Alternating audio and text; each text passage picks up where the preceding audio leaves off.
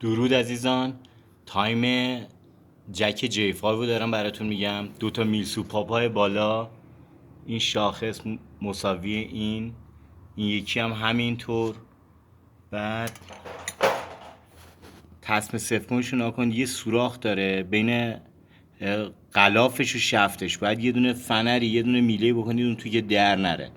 این قابل توجهتون باشه، اگه خراب باشه صدای یاتاقان میده، شما رو نباید به اشتباه بندازه. خب تا اینجا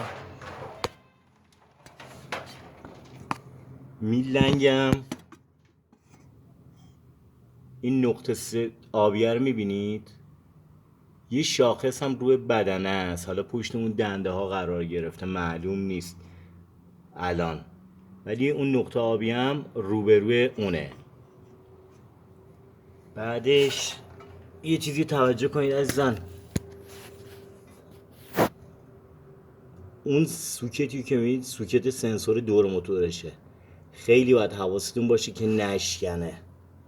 خب اون سوکت میخوره به قاب تصمه تایم، میبینید به اینجا، خیلی باید حواستون باشه که نشکنه. شاد و پیروز باشید.